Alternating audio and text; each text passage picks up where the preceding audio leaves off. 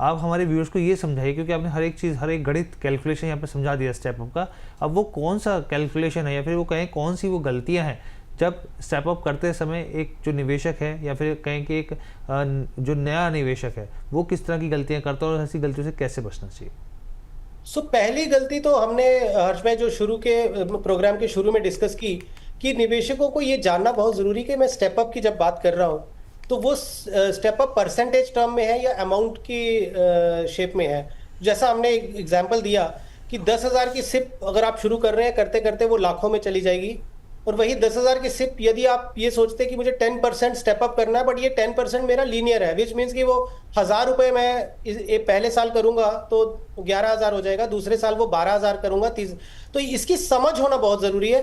क्योंकि बहुत सारे मुझे ऐसा लगता है कि दर्शक आते हैं जो कैलकुलेटर पे आके 10% स्टेप अप डाला और उसमें वो उनको एक अच्छा फील गुड फैक्टर आता है कि मेरा ये इतना बड़ा कॉर्पस क्रिएट हो जाएगा।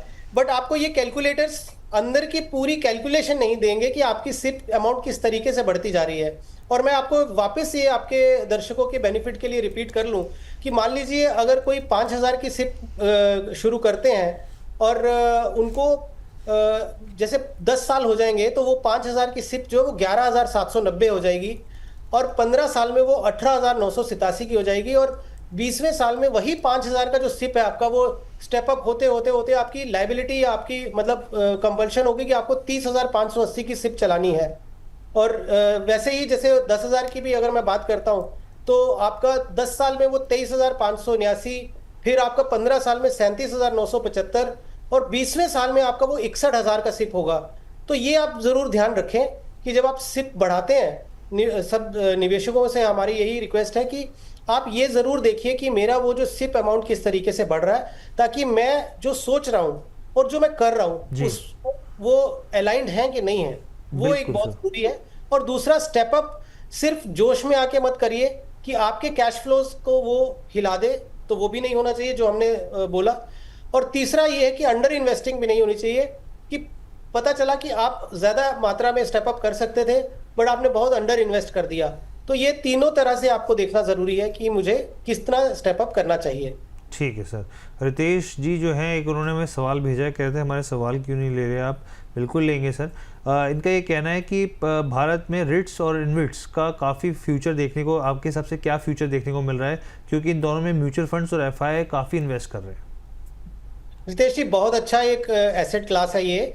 पहले कैसा होता था कि मान लीजिए अगर और जब हम वेल्थ क्रिएशन की बात करते हैं या पोर्टफोलियो की बात करते हैं तो जनरली कैसा होता है कि अगर 100 रुपए हैं आपके पास तो आप कोई ये फिक्स्ड रूल नहीं है, हर एक इंडिविजुअल की अपनी एक वो होती है, बट एक जनरल हम बात करें तो भाई 30-40 रुपए आपके रियल एस्टेट में होने चाहिए, 20-30 रुपए या 30-40 रुपए आपके लिक्विड एसेट्स में होने चाहिए, जैसे mutual funds, bonds, fix deposits, ये सब इनको हम लिक्विड एसेट्स बोलते हैं। और फिर आपका 10 रुपए जो है वो कमोडिटीज में चले जाए अपने पोर्टफोलियो को हेज करने के लिए, जिसमें सबसे अधिक, जिसको हम बोलते हैं कि गोल्ड, सबसे ज्यादा प्रेफरेंस रहती है। और रिमेनिंग 10 जो हो गया आपका, वो आप मान लीजिए कोई छोटा मोटा स्पेशल सिचुएशन हो या यूएस इक्विटीज में आपने म्यूचुअल फंड के थ्रू में पार्टिसिपेट करना है, ग्लोबल इक्विटीज, तो वो आप ले सकते हैं। ये एक आइडियल जो मिक्स होता है उसका एसेट क्लास का। तो अब रियल एस्टेट जो ऐसी ऐसी एसेट क्लास है जो सबके लिए इतना इजी नहीं है। जैसे मान लीजिए आपने रियल एस्टेट में किसी निवेशक ने 50 लाख का एक फ्लैट खरीद लिया और अभी उनको अचानक से 5 लाख की या 10 लाख की जरूरत पड़ गई, तो उनके लिए मजबूरी होगी कि पूरा पूरा फ्लैट बेचना पड़ेगा। ऐसा तो होगा नहीं कि एक ही कमरा बेच सकते हैं वो। बिल्कुल। तो वो एक जो सबसे बड़ी जो मान लीजिए प्रॉब्लम थी रियल एस्टेट सेक्टर में, वो थी लिक्विडिटी की। वो उसको इंश्योर करते हैं आपके इन्विट्स और रीट फंड्स।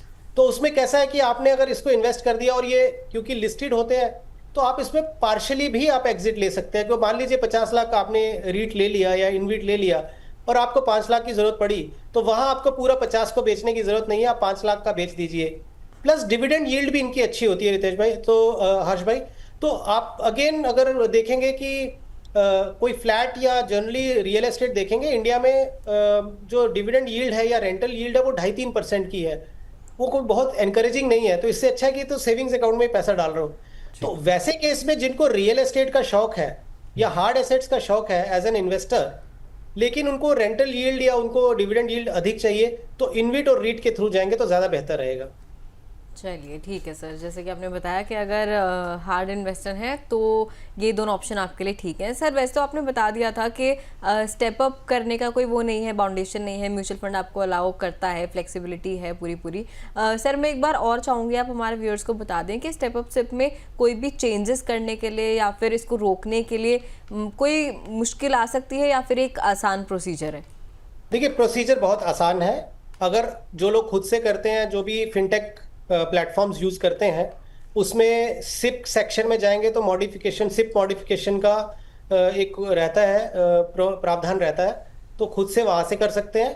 और फिर जब आप स्टॉप करेंगे तो ऑब्वियसली आपको नया जो रेशो चेंज करनी है अपनी 5%, 10% या अमाउंट, तो उसको बंद करने से और दूसरा शुरू करने में जो भी टैट होगा फंड हाउस का, वो तो जरूर आएगा। और यदि आप एडवाइजर के थ्रू कर रहे हैं तो फिजिकल फॉर्म जो होते हैं उनके थ्रू, आप सिप मॉडिफिकेशन फॉर्म्स रहते हैं, उसके थ्रू आप अप्लाई कर सकते हैं। प्रोसेस बहुत सीमलेस है, कोई भी कॉम्प्लिकेशंस नहीं है म्यूचुअल फंड प्लेटफॉर्म पे। आप बहुत इजीली सीमलेसली इसको कर सकते हैं। बिल्कुल सर, और बहुत अच्छे से समझाया। और विकास सर के उन्होंने एकदम पूरी क्लैरिटी के साथ जवाब दिया, तो रितेश जी का भी यहाँ पर आंसर आ गया है।